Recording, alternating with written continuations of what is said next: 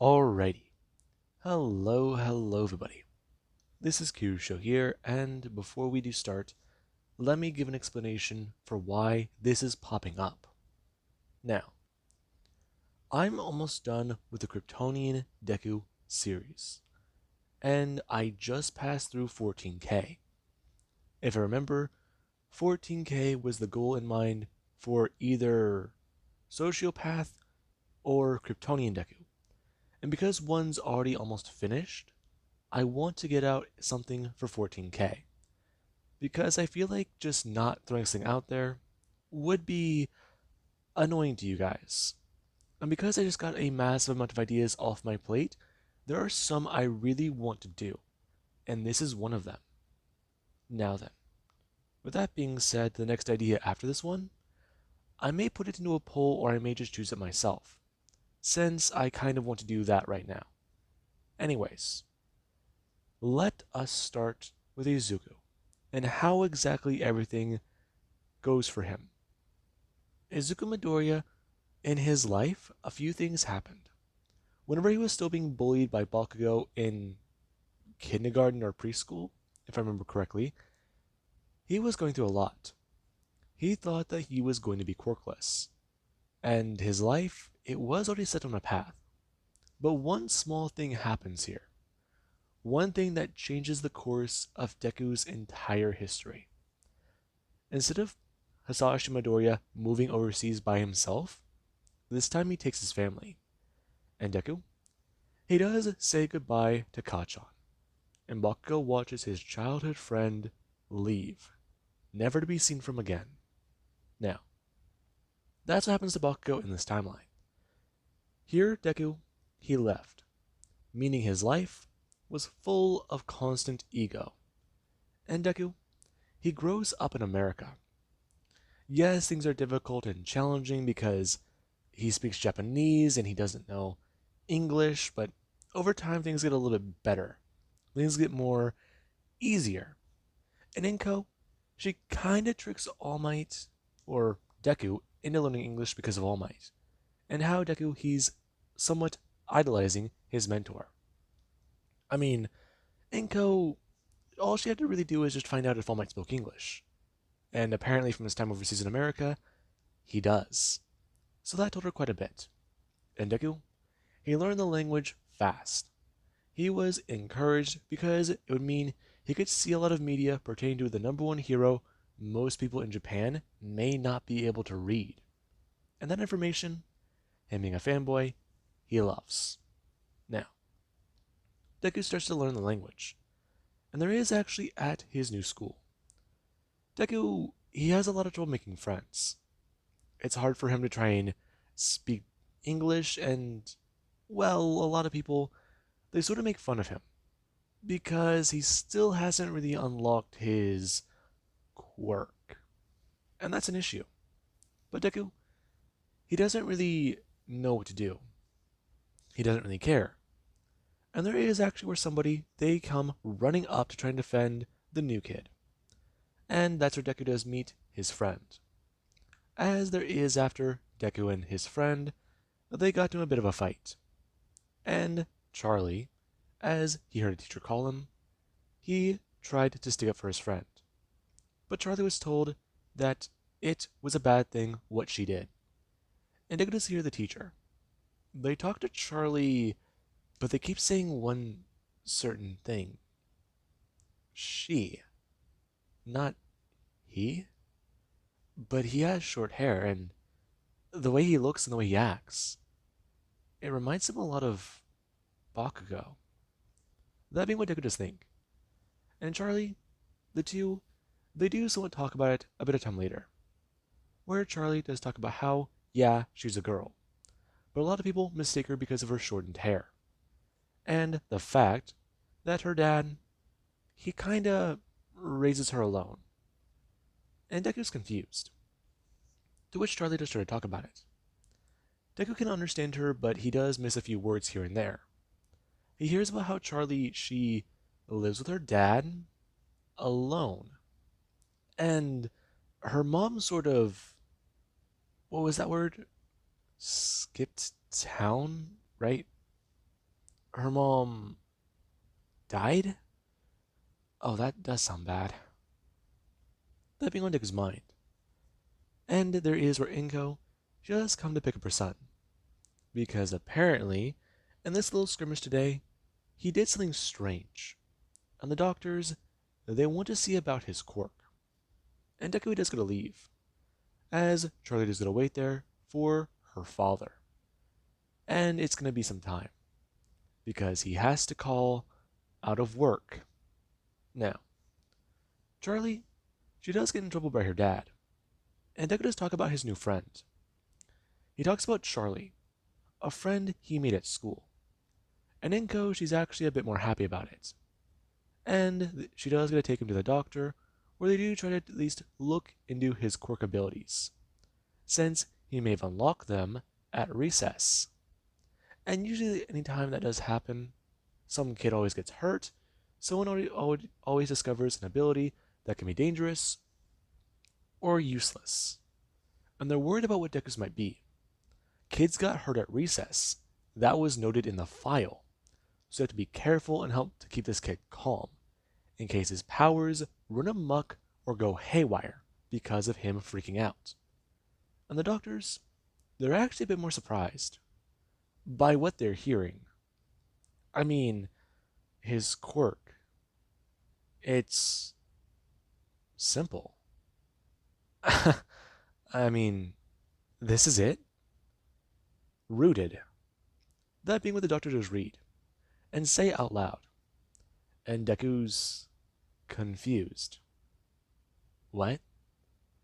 Your quirk is called rooted, or another name could be the doctor clicking his pen and going to write it down on the paper. Him going to underline it. Sturdy. Sturdy? What does that mean? It's quite simple, but it's also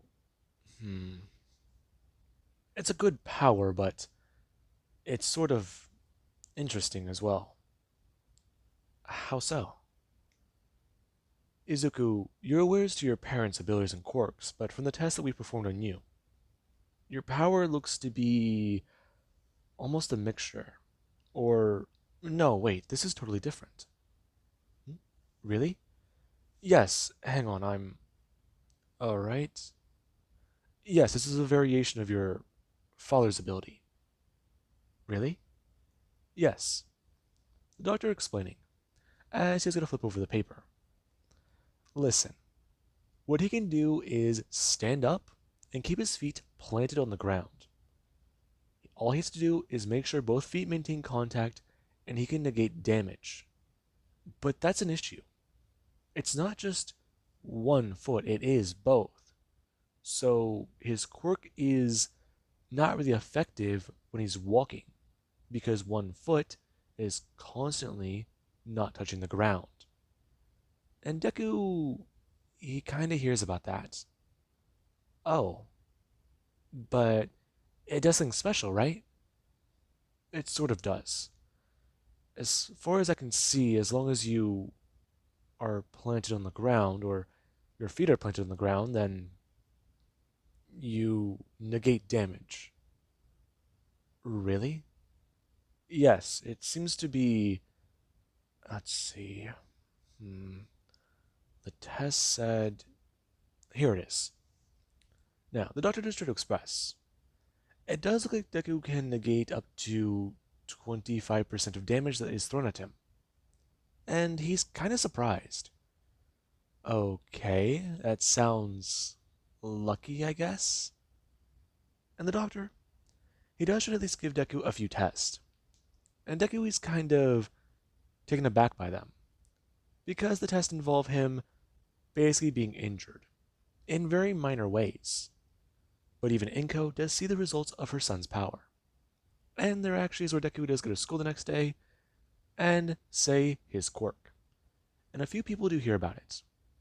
I mean, some will laugh at it, some make fun of it. And there is where Deku, he does at least get to see his friend Charlie. Him gonna walk over and sit down next to her, as she actually is going to somewhat turn and ask him if he went to the quirk doctor yesterday. Uh, I discovered my power. What is it?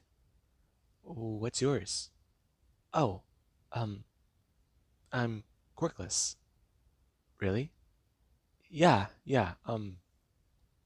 Kinda sucks, but it's a thing. But what about your power? Oh, it's weird to say, but I can reflect damage. Really? So if I were to try and punch you, you wouldn't feel it? No. It's more complicated than that, though. Um, my feet have to be planted firmly. Oh, okay. So you want to try testing it out? Training your power to be a pro? I don't know. It's my dad says that our power is complicated. Being a pro is kind of tricky and difficult, I guess, and I've seen kind of a lot of things go on. Sorry about that. So, did you get in trouble for yesterday? No. Lucky. Did you? Yeah. I got detention. It sucks. So, are you okay though? Yeah. Thanks for helping me out. Um, Charlie, Izuku. Um, thanks for helping me out, Charlie. No worries. Now, Deku, he does somewhat gonna stay with Charlie. Him staying in class whenever the bell is gonna ring. And the teacher, they're kinda confused. As Deku, he does try to express about how Charlie wasn't the one who did anything wrong. She tried to help him, and he's not gonna let his friend sit here alone. The teacher going to somewhat smile, and they do just go to sit there as they allow the two kids to somewhat talk back and forth. And Charlie and Deku, they start to become friends. Charlie, she helps Deku begin to get out of his shell. Deku will become a lot more, well, open. He won't be as introverted, and he's not going to be as soft spoken because of this. And there actually is where Inko does hear about Deku and his friend Charlie. And whenever the two exchange phone numbers, they actually do start to at least hang out a bit more outside of school. And Inko would meet Charlie's father. And that's a bit strange. Inko didn't expect a lot out of her father, and sometimes she forgets that she's a girl. I mean, thinking about it now, all these years later, she's definitely started to notice a bit of a difference. But is Izuku? That being on her mind. And we do actually have about a few years later. By this time, Deku he's been getting taller and stronger. And he's becoming quite a bit of a young man himself. And Charlie? Yeah. She's definitely started to show some differences. That being on Inko's mind. And there actually is where something bad does happen. As one day, Deku, him and Charlie they were hanging out. The two were having fun. I mean, Charlie, she's a bit of a delinquent, and Deku, he started to show a bit of a rebellious streak. But then there was an accident. And Charlie, yeah, she was kind of alarmed by what happened with her friend. Deku, him and his parents, they were out one day. And then it happened. A villain attack. Deku was already pretty close to the age of 16. But then there was an accident. And he was put in the hospital. And that's really all Deku did remember. He just remembers waking up and hearing about it. He was the only survivor. I mean, the villain sent a blast out towards the car, and he just remembers it going up in flames. That'd be what Deku just think. And we do have where he does lay there in his hospital bed. Him still surprised. As he does sit there at consciousness. And Charlie, she's actually sitting by Deku's bed, asking him about what happened, what he remembers. And Deku, he does just lay there. He gave his statement to the police. He just, I mean, it just, it happened so fast, and his parents, the fire, his dad, his, his mom. Fuck. Fuck. Fuck. Fuck. Fuck. That being on Deku's mind. And Charlie, she just watched her friend lose it for a second. He panics. He gets angry and he tries to rip out these wires and everything from his body. He tries to take out the IV, and Charlie's just trying to calm him down. However, Deku has to be sedated. It's kind of traumatic for him. And the doctors, they try and tell Charlie to leave. But Charlie, she does try to refuse, talking about how her friend needs her help. And Charlie, yeah. Sadly, security, they are forced to kick her out of the hospital because she tried to get a lot more physically violent without being kicked out or throwing a punch. Yeah, her friend has been through some shit, but that means she still needs to follow their rules. It may not be healthy for her to be here right now. That being what somebody just tried to tell her. But Charlie finds it to be bullshit. Her friend just lost his fucking parents. Her being here should be a priority. And there actually is some time later. Deku, he does sit there looking at the caskets. His parents had to be buried. He wanted them to be buried. That being on Izuku's mind. Izuku's going to be placed into the system.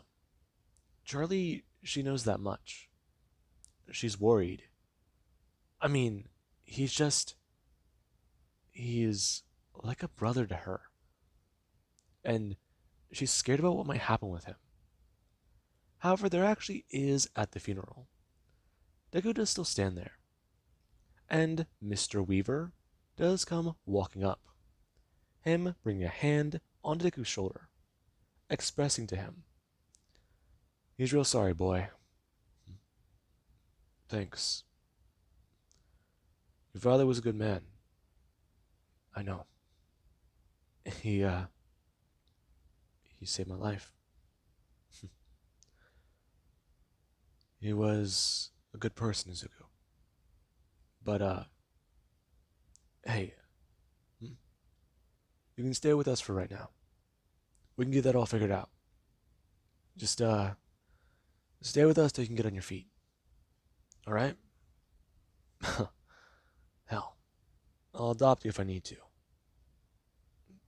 "Thanks." That being what Deku just tell him. And Deku, yeah. He's kind of still sad, bummed out. He's trying to recover from the accident. And Charlie, she does try to help out her friend as much as she can. But Deku's trying to be distant, emotionless. I mean, they still hang out and go out, but he's closed himself off. And Charlie was worried. And we do have one night where Deku, he still is up. And Charlie, she's gonna sneak out of her bedroom because she wants to talk to Deku. And Deku, yeah, he was in the kitchen, her walking in and seeing him, as Deku had a bottle of her dad's whiskey, and he was drinking it, mixing it with something, let's just say some soda from the fridge. And Charlie, she was gonna turn and tell Deku, "Hey," him turning to look at her. Ah, what? Damn, the stuff burns. Yeah, you idiot. What are you doing? Having a drink? I sort of felt like I needed it. Without me? Sorry, Rose. I just sort of. I needed a second, okay? Now I get it. Her walking inside the kitchen, gonna walk over and pour herself her own mixed drink. Her gonna put the bottle away before she at least went to go fill it with a little bit of water.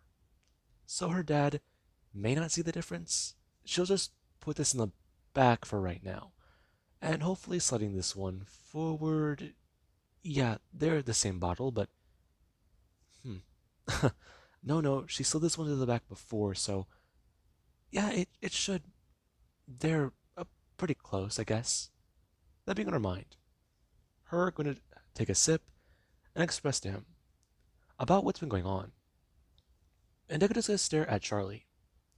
The two are home alone. I mean, Mr. Weaver, he's still out, and he's having a drink tonight with some buddies, so the two have the house all to themselves. That being on Deco's mind, him turning to Charlie and asking her if she thinks that the villain attack was, well, wrong place, wrong time. I don't know, Izuku. It's complicated, I guess. How so? Izuku, fuck, I don't know, okay, man? Listen, you lost your parents, okay? Shut up. No, I'm serious. Hurley's gonna put her drink down on the table and go to sit there, expressing to him. He lost his fucking parents. That's a lot of shit, dude. I mean, she doesn't really know what happened with her mom, but her dad, yeah, things are complicated with him. Her mom ran off years ago, but she doesn't know if that's the real story. But his parents, they love him. They loved him. And he's still alive, right? Yeah, I guess so. I'm just trying to figure this all out. Now, Rose will go to watch her friend. He starts to cry.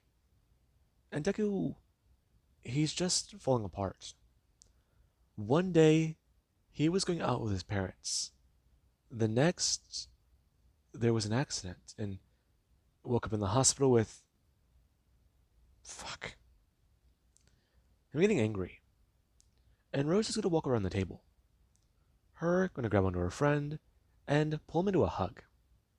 As Deku, he does just want to sit there quietly and bring his hand up around Rose, since he's just sort of dealing with all this stuff. And he's not really in a good mood.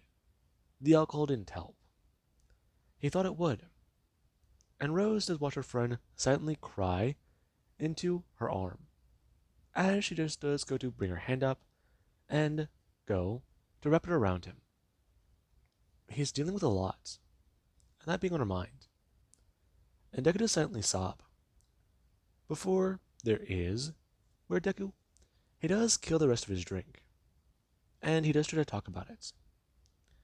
It kind of all does suck, right? Huh? What do you mean? My parents, they never got to see me. See what? Bring a girl home. Fuck off. I doubt you could really even do that. You serious? Yeah, honestly, it's hard to say. You're sort of weird with it. Weird? Really? Says you. You like engines. I do. My dad's a mechanic, dipshit. Fuck off. No, I won't. You're kind of stuck with me, Izuku. That'd be what you just think. We're gonna lean back in her chair and take a drink from the rest of hers, as she's trying to tell him. It's not all bad, though. I mean, they'll be partying for some time. How about they mourn his parents? I mean, go outside and have a fire. And Rose does a turn to Deku. And Deku, he does not go to agree. As the two, they go outside, and Rose, she does go to steal a bottle her dad kept in that cabinet. She stole a bottle that she hid in the very, very back. One she's not even too sure he knows still exist. And that one was for special emergencies. A friend going through some shit, that counts, and she pulls it out. And there actually is the next day. Deku, he currently is laying in bed, and he still does feel drunk. But last night helped him out.